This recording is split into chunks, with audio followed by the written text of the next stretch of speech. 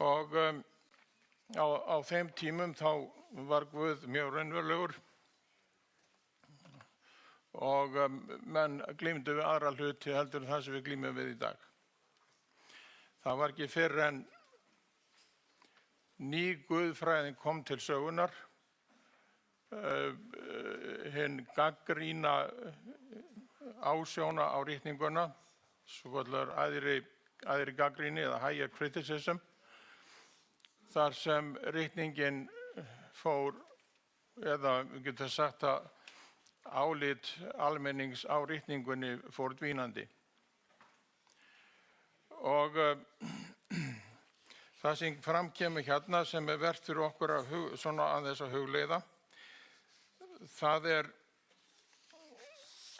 sem kemur fram í þessum þremur erindum hérna, sem ég set hérna á svo við sjáum þetta. Ég biðst forláts á því að þýðing á þessu fyrir hann sem að þýða, það erfitt. Vegna þess að íslenskan á sína sérstöðu í því hvernig hún byggir upp tungumálið. Og það eru í reynd sérréttindi að hafa þetta svona í gangi. Það sem þetta lýtur ákveðnum lögmálum. En það segir, Jesús grætur, heimur hlær, hoppar fífl á grafarbarmi, sína glötun séð ei fær, syndar því í dauðans armi. Þrællinn gleðst þótt fjötri fætur ferleg synd, en Jesús grætur.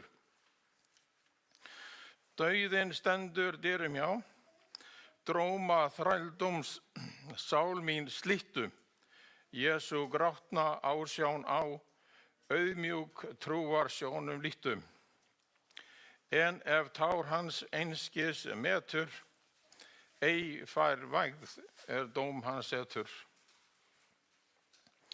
Jesús grætur viknið við, vaknið menn af syndadraumi, fyrr en heimsins lastalið að lokum ferst í heljarstraumi. Vítis slíti viðjar fætur, vikni menn því Jesús grætur. Þetta eins og á þessum tíma mjög kjarnyrt og mönnum fannst svona og ó þegar hann segir í þýðingunni hoppar fífl á grafarbarmi. Og kirkjan hún taldi að þetta yrði vera svolítið kirkjulegra. Þetta var of hörð ræða. Þannig að Helgi Hálfdánason hafa fengið til og hann breytti þessu eilítið í sinni þýðingu og það það sem í gangi í dag. Ég ætla ekki að fara í það endilega hér en ég ætla aðeins að segja ykkur. Hann segir Jesús grætur heimur hlær, hismið auma síkátt lifir. Syndaþrællinn séði fær sverð yfir höfði vofi yfir. Sál hans viðjum vefjaslætur, veröld hlær en Jesús grætur. Þetta miklu hlutlausara og það alltaf svo að við sækjum eftir því sem hlutlausara. Vegna þess að við lesum ritninguna en við áttum okkur misvel eða illa á því að það ritningin sem les okkur og mönnum líka það misvel eins og við sjáið. Nú, skulum sjá, við glímum við þetta hugtak sem heimur og það sitt hvað sem við finnum út úr því að við vitum að Jesús var harmkvæla maður. Jesaja segir það í 53. kaflanum, 1-12, að hann var kunnur þjáningu. Þið þekkið þetta. Á móti því heimurinn, það hugtakið carpe diem, gríptu tækifærið og njóttu dagsins. Það jaðrar við hroka og maður spyr sig hvernig og hvers vegna hlær heimurinn. Og hvernig fer hann að komast hjá því að láta ritninguna lesa sig. Það sem að gerast í dag og það sem við þurfum aðeins að skoða hvar við stöndum það hvernig líta menn á hlutina. Og ég hérna með þessa mynd hérna til þess að aðeins að ítrekka það að menn leitast við að létta á hlutunum. Alveg eins og Helgi Hálfdánason var fengið til þess að létta á þessu. Nú, það eru grundvallarspurningar sem við stöndum frammi fyrir. Eru ekki allar kirkjur á sama toga? Eða þetta ekki spurningum sjónarhorn það sem við höfum út frá gluggum okkar eigin reynslu hvernig við lesum ritninguna? Það hvílir á okkur sú ásökun að menn lesa ritninguna eftir sínu höfði, túlkana eftir sínu höfði og mynda svo kirkju eftir sínu höfði og menn safnast svo í kirkjur eftir sínu höfði. Það að segja ritningin, hún félagslegt fyrirbrigði. Hún kallar okkur til samfélags óháð hinni eiginlegu guðfræðilega grunni. Og þess vegna hefur þessi líking verið dregin upp með fílinn og blindu mennina. Ég vænti þess að einhverjir kannist við þetta. Blindir menn þreifa á fíl og hver hefur sína túlkun á því hvað hann sér og finnur. Hver og einn les ritninguna eins og hann upplifir hana og breytir samkvæmt því. Og þetta ekki alrangt. Vegna þess að hver maður ábyrgur fyrir sinni samvisku. Og við vitum það frá Rómverjabréfinu, öðrum kafla, þegar Páll tekur á þessu, að hann segir að heiðinginn, sem ekki hefur lögmál, en gerir samt það ósjálfrátt sem lögmáli býður honum, hann í sjálfur sér réttlættur fyrir trú. Vegna þess að hann gerir það sem Guð býður honum, heilagur andi býður honum, það sem hann veit hvað best, réttast og sannast. Þannig að menn gætu hver og einn leitað svona fílum og fundið þetta, en þegar við komum svo í það sem heitir stofnun, þá málið á annan hátt búið. Vegna þess að stofnun samþjappa fyrirbrigði og hefur ekkert með sáluhjálp mannsins að gera. Og þá komum við að þessu og þá getum við sagt, það hreyfingar í dag sem ganga inn á þetta, að allar kirkjur eins, öll dýrin í skóginum eins og það engin jafnar en annar. Og kenningin, hún sameinar menn, það sem sundrar okkur, við ræðum það ekki, við leggjum það til hliðar. Þess vegna getum við verið blind og þreifað, komist að niðurstöðu og það allt í lagi. Vegna þess að við samfélag og við gerum það sem við svona gjarnan viljum.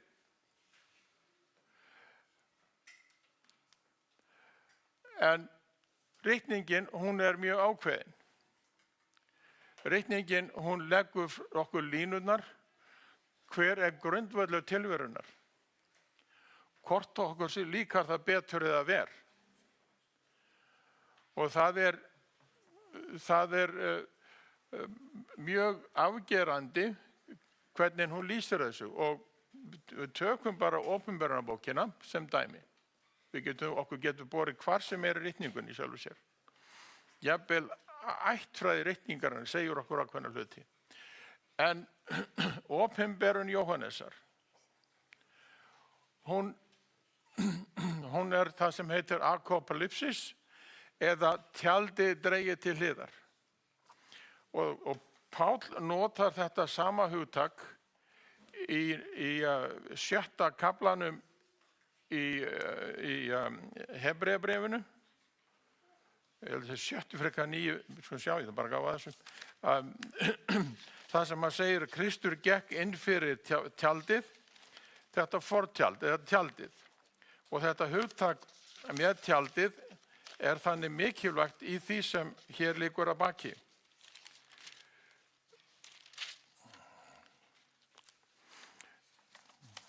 Við skulum sjá hérna. Það í 7. kaflinn og 19. vers, já. Og þá segir hann hérna,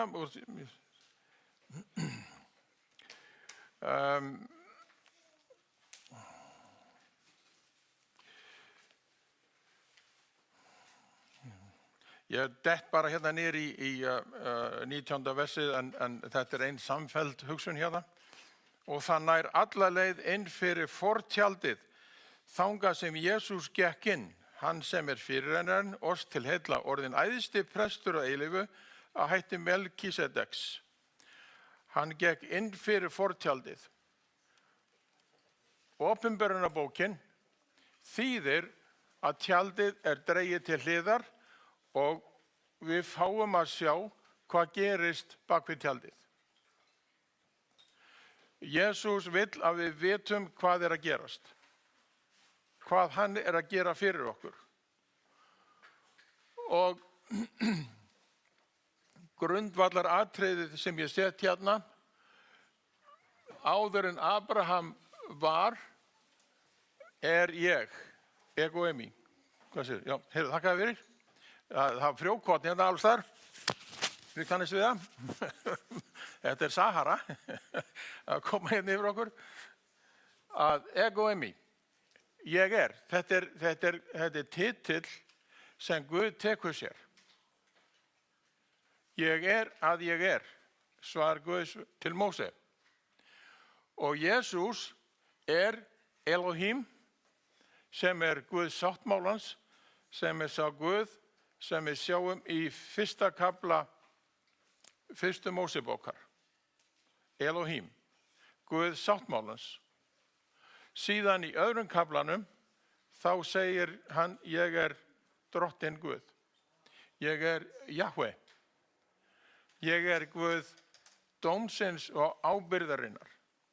Þannig Guð að segja marga hluti hvernig hann En Jesús segir í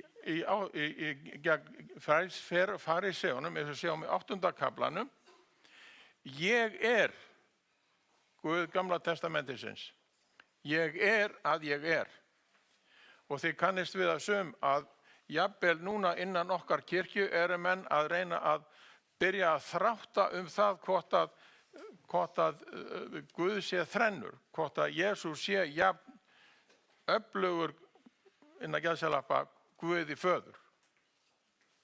Menn virðist hafa ekkert annað að gera. En þetta það sem við þetta sem snýst Jesús grætur, heimur hlær, en Jesús á heiminn. Við sáum það til dæmis í Sálmónum. Heimurinn, veröldin tilheyrir Guði. Hann skapari himinsins og jarðar. Hann skapari alls. Og við þurfum að hafa þetta í huga. Í Opinberunarbókinni, það sem hann að sýna okkur, þetta ekki einhvern fyrirbæri og forynjur. Opinberunarbókin gengur út á það að sýna að Jesús bak við allt, hann stýrir öllu. Það lykilatriði. Það að segja, 1. kaflinn sýnir Jesús í dýrð. Síðar fyrir kirkjónum, fyrir söfnuna 7, sýnir hann Jesús í náð. Það að segja, Jesús fyrir hvert tímabil kirkjunar, hvert tímabil hvers einstaklings í lífslaupinu. Akkurat það sem hann þarf þá og þegar. Þetta það sem hann að segja. Og í 3. lagi það Jesús sem hefur stjórn á hlutunum. Hann stýrir hlutunum. Hann konungurinn. Það eru þessi 3 þættir sem ríkjandi og undirtónnin í Opinberunarbókinni. Og hér í þessu segir hann, Nú hef ég sagt það áður en það verður svo, að þegar það gerist, þá munið þið sjá hvernig það var. Og Opinberunarbókin sýnir það hver framvindan með söfnuðina 7. Hvernig kirkjan muni þróast, hvernig trúmálin munu þróast. Og það vegna þess, segir hann, að vegna þess að maðurinn hefur frjálst val. Hann getur valið. Og þetta mun verða svona vegna þess að hann velur svo. Heimur hlær. Ritningin segir, heimskingin segir, það engin Guð. Fíblið segir, það engin Guð, og hann svo kátur, og hann svo hress með það, að hann hoppar og dansar á gravarbarmi. Og ritningin segir, þú sem ekki trúir á Guð, þú dansir á barmi þinnar glötunar, þá mundu, ef þú ekki gætir að, falla í og það lokast yfir þig. Það það sem ritningin að segja. Og hún gefur okkur innsýn inn í framvinduna. Og hún ekki kristalkúla sem segir nákvæmlega einhverja hlutina þannig heldur, þið sjáu það þegar það gerist, hvað að gerast. Og það munur á því.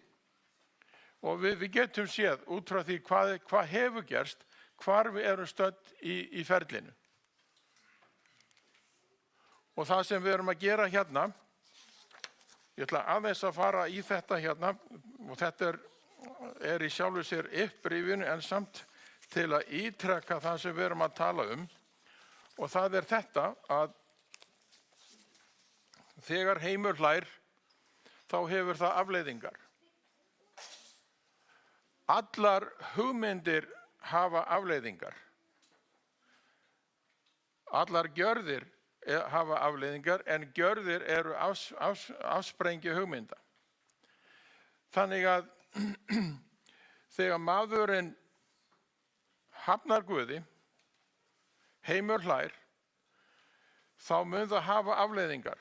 Og það mun hafa þær afleiðingar að hann mun ekki sætta sig við aðra sem ekki hoppa og hlæja með honum. Það eru þessar andstæður. Heimur hlær, Jesús grætur vegna þess að heimurinn hlær. Og það fyrirliggjandi í Opinberunarbókinni að það munu hlutir gerast í tengslum við það sem varðar samviskufrelsi mannsins. Við þekkjum þetta, en það sjálfsagt að rifja það upp og það margt sem ekki ljóst en við munum sjá það eftir því sem framvindan verður. Nú það þegar við hugsum hvað heimurinn, þá það lýsingar í ritningunni sem gefa það til kynna. Og það mjög afgerandi að það eru veldi. Trúar heimurinn stofnar veldi vegna þess að þetta spurning hagsmuni og völd. Þegar maðurinn víkur frá siðfræði kristninnar verður hann græðginni að bráð. Og þið munið það sem sagt í Dómarabókinni í 5. kafla, ég held að sé 8. versi, það sem Debora var kölluð til að takast á í Megiddo ásamt Barak, að þá segir hún, þið kölluðu til húsmóður til að bjarga ykkur. Og svo segir hún,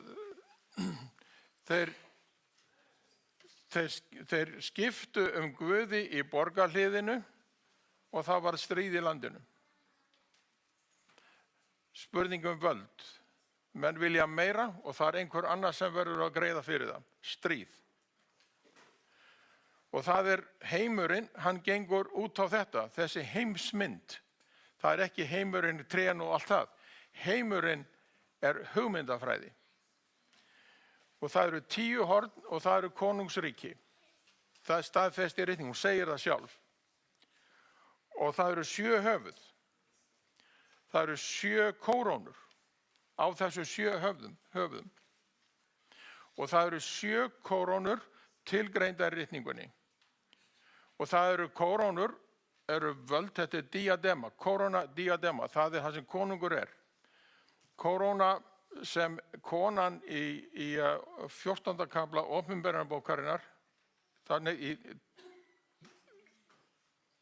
14, þegar drekinn reynir að ráðast á konuna, hún er með kórónu á höfði og hún er með sigursveig á höfði.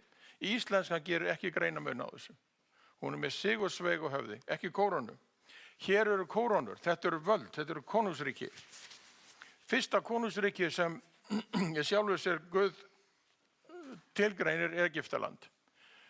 Þetta varðar Hebreana á sjálfsögðum, líð Guðs, og Egyptaland hafði tækifæri til þess að verða þjóð Guðs. Hún hafði allt til þess að hlusta á rödd Guðs í sínu samfélagi en þeir neituðu. Þeir tilbáðu sína Guði. Plágurnar 10 var stemt gegn þeirra Guðum. Þeir mistu kórónuna og kórónar fór til Ísrael. Ísrael átti að verða þjóð Guðs. En sennilega versta áþján sem líður Guðs hefur nokkuð tíma liðið var á tímum Ísrael. Akab og Jezebel, það voru 7.000 trúir í einstaklingar í öllu landinu þegar Elía bað. Hann hélt hann var einn. En 7.000 af öllum þeim fjölda sem var. Það var næstuði búið að útiloka og útrýma þjóð Guðs. Og þá segir Jeremía í harmljóðunum, hann segir hérna, í harmljóðum 5:16, kórónan er fallin að höfði voru, vei oss, við höfum syndgað. Kórónan er fallin að höfði voru. Hún er farin, við erum búin að missa tignina. Og hún fór til Babylóníu. Og svo hélt hún áfram, Grikklands, Róm, síðasta kóróna, síðasta veldið, Rómaveldið. En í öllu þessum tilvikum er Guð að kalla þjóðina fram til þess að verða sín þjóð líka. En þeir hafna því og þeir verða áþján gegn líð Guðs sem kemur fram í þessu dýri. Vald, pólitískt vald. Og heimurinn, hann upphefur guðlastið. Hann kallar fram öfl og völd sem vilja útiloka Guð, áhrif Guðs, ritninguna úr samfélaginu. Og þá sjáum við hérna í öðru Þessalónikubréfi, í öðrum kafla, upphafi hans, þar er þessu lýst, það segir, ekki kemur dagurinn, hinn endalegi dagur, nema fráhvarfi komi fyrst og maður lögleysisins komi fram, sonur glötunarinnar, sem setur sig á móti Guði, hreykir sér yfir allt sem heitir Guð eða helgur dómur, sest í musteri Guðs og gerir sjálfan sig að Guði. Það er að segja, hann tekur sér það vald að fyrirgefa syndir. Það er það sem við erum að segja hér. Og þetta er, svo frekar lýst í 7. versinu, þetta er lögmál, þetta er leyndardómur fráhvarfsins, leyndardómur lögleysisins. Og það er annar leyndardómur sem ritningin talar og það er leyndardómur Guðs. Og það eru þessi tveir pólar sem mætast. Það er Jesús og Jesús grætur, heimur hlær, leyndardómur fráhvarfsins, en leyndardómur er eitthvað okkur hulið og við þurfum upplýsingar hann. Leyndardómur Guðs er það að Guð gerist maður. Maðurinn getur ekki útskýrt holdtekjuna og frelsunar áformið. Þetta er svo langt frá það sem mannum getur nokkuð tíma dottið í hug. Leyndardómur fráhvarfsins er það að maðurinn vill vera Guð, taka sér sæti Guðs og fyrirgefa það sem Guð einn getur fyrirgefið. Því að með því að fyrirgefa syndir, þá fær maðurinn völd. Þið sjáu þetta í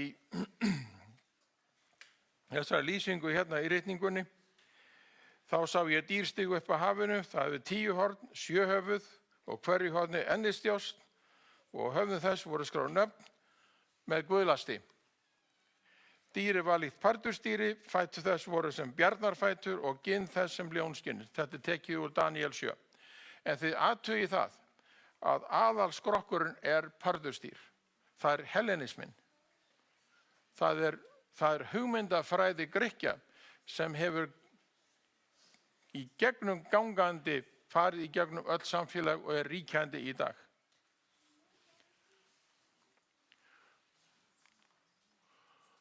Þannig að hvar erum við stödd núna í tíma?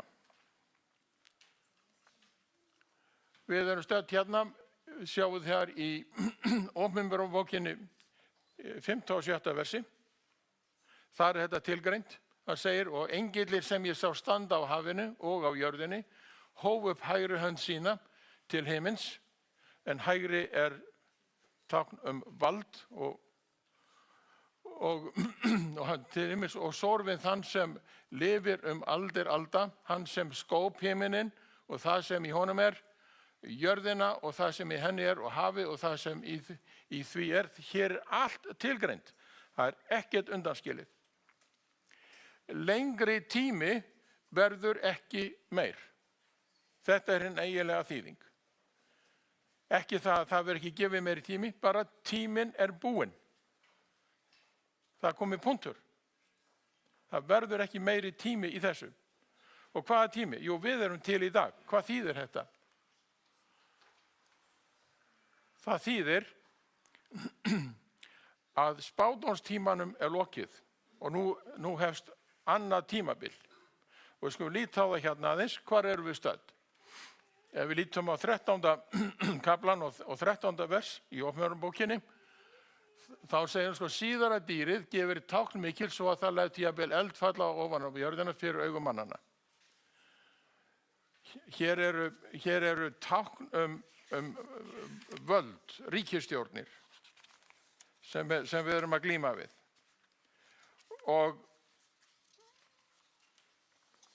þá er hér komið að, við skulum sjá hérna,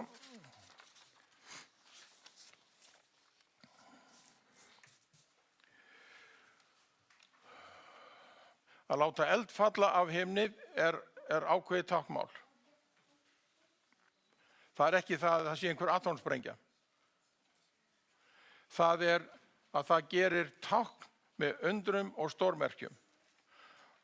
Og menn vísa til eldtungnanna sem voru yfir postulunum þegar þeir á hvítasunum deginum töluðu til fólksins. Og fólkið utan að komandi skildi það sem voru að segja. Það er tilgreint í ritningunni að þeir böbluðu ekki einhver óskiljanlegt mál og hinir fengu túlkun á því. Og það sem gerist er það að hann er að segja hérna, það verður hreyfing í þessa átt. Menn munu leggja áherslu á einhvers konar skýrn heilagsanda. Menn fara að tala tungum miklu meira, menn fara að fara inn í þessar hreyfingar sem kalla á tilfinninguna. Og í 14. versinu segir, þetta dýr, það leiðir alla sem á jörðinu búa afvega með táknum sem fyrir dýrleyfi. Það er að segja, þetta er samspil afla, pólitískra og trúarlegra afla sem eru hérna fram og segir þeim á jörðinu búa sem að gera líkneski af dýrinu sem Sári fékk undan. Það er að segja að síðara valdið, síðara aflið, það mun yfirfæra sitt afl yfir á fyrra aflið eða undirliggjandi afl, trúarafl sem verða á einhvern hátt altækt. Þetta höfum við ekki séð í dag, en þetta er það sem við erum stödd í dag. Þetta er það sem er að gerast í trúarheiminum. Að það er valdabarátta. Það tekur tíma. og við höfum ekki skýringar allar á því hvað gerist, en við getum sagt, við erum stödd hér á þessum tíma. Það mun koma að því að það verða gefin út lög þar sem samviskufrelsinu verður hnikað til. Það verður ráðist gegn samviskufrelsinu í því að mönnum verður ekki frjálst að trúa því sem þeir vilja. Það getur fallið undir einhvers konar hryðjuverkalög. Það getur talað um það að sá sem ekki stígur í takt við samfélagið, hann vinnur gegn því og er þannig óæskilegur þegn. Þetta getur tekið á sig ýmsar myndir. En við vitum að þetta á eftir að koma. Út frá því sem þetta er. Og það sem hann segir hérna í beinu framhaldi af þessu, það sem fyrir okkur liggur, það er ekki tíminn, spádómstíminn er liðinn, en það sem fyrir okkur liggur að við eigum eftir að spá, og það segir hérna í þessari þýðingu, við eiga þýðingin, í gegn ríkisvöldum, ekki með eða fyrir. Það er að segja, ritningi tala um þegar spáð er, þú ert að kenna, þú ert að tala um. Það er ekki að það að þú lítir í spákúlu. Þú ert að vitna gegn ríkjum í því að þessi ríki eru að brjóta gegn því sem samviskan á að leyfa. Og tíminn er kominn til þess að tala um þessi mál. Og það sem er hérna, ég byrst forlátt að lít svo vel út í tölvunni, en rauði litur hann einlega hverfu hérna, það segir, mér var fengið reyrlegu líkustaf. Hér er líking Jesú Krist. Með þessum ummælum statt upp og mældu musteri Guðs, það er helgidóminn, helgidómsþjónustuna, altarið, það er fórnardauði Jesú Krist og hvað hann þýðir, og þá sem biðjast þar fyrir. Það er réttlætingin fyrir trú. Það er þessi 3 þættir sem verða undir árás. Það er forrannsóknin, það er musteristjónustan, það er starf Jesú Krist sem æðsta prest á himni. Það er fórnardauði Jesú Krist. Og menn eru að segja að þetta sé svokölluð allegóría, þetta er líking. Jesús í sjálfu sér dó aldrei. Guð var bara að sýna það hvað Guð er góður og getur fyrirgefið. Og þá sem þar biðjast fyrir, það er að segja réttlætingin fyrir trú. Það er að maðurinn, hann er sjálfur sem samkvæmur og fylgir sinni samvisku. Hann er í sáttmála við sinn Guð. Hann á frið við Guð. Þið sjáu það í 5. kaflanu, upphæfi 5. kaflans í Rómverjabréfinu. Í friði við Guð og réttlæti í Guði og svo framvegis. Þetta er ákaflega mikilvægt hjá ritningunni. Og það sem liggur fyrir hjá okkur, það er boðskapur englanna 3. Og það er bara, þetta er enda fyrsti boðskapurinn, hann er grundvallaratriði, óttist Guð. Að óttast Guð er óttablandin virðing, eins og svo virðing sem við höfum fyrir rafmagninu. Það er ekki það að Guð sé niður á jörðinu með okkur. Það er óttist Guð, fóbeti. Fóbía kemur það af. Þið óttist Guð og tilbyð hennar, vexa með hann. Maðurinn tilbyður alltaf eitthvað. Þegar tilbyða Guð, ekki ykkur sjálf. Því tími dóms hans er fyrir höndum. Tími hans er kominn. Og þið sjáu hérna í þessu kvæði sem hér er að sá sem ekki sinnir sínum málum, hann mun verða dæmdur. Og hann dæmir sig sjálfur vegna þess að hann hefur frelsi til þess að velja. Og hér enn og eftir tilgreint, Guð er upphaf og endir alls. Og hér er tilgreint, það er himinn, jörð, hafið og uppsprettur vatnana. Það kemur innan úr jörðinni. Guð á þetta allt saman. En við höfum enn og aftur heiminn, við höfum aftur Jesú grætur, heimur hlær, og grundvallar atriðið að því sem heimur hlær, og þá ég ekki að tala þessa einstaklinga sem slíka, heldur hugmyndafræðina, það að það sem gegnsýrir vestrænu menningu hugmyndafræði Platons og Aristótelesar. Og sérstaklega í því að það sem við erum að glíma við sköpun, 24 tímar, fyrir hellenismanum tíminn ekki til. Það eru allir hlutir afstæðir. Guð hugmynd sem getur ekki verið á einu stað umfram öðrum. Þess vegna stenst það ekki þegar Guð segir við Móse, útbúðu stað það sem ég get verið mitt á meðal ykkar.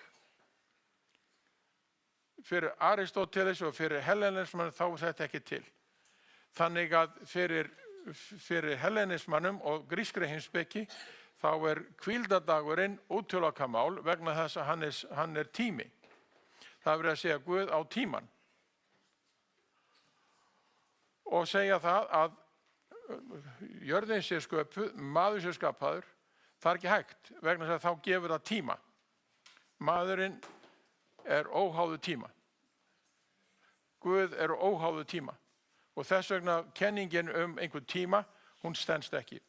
Þess vegna hlær heimurinn en Jesús grætur. Svo það sem við þurfum að standa frammi fyrir það hvar stöndum við. Hvaða mekanismi inn í okkar heilabúi og hvað það sem stýrir því sem við gerum.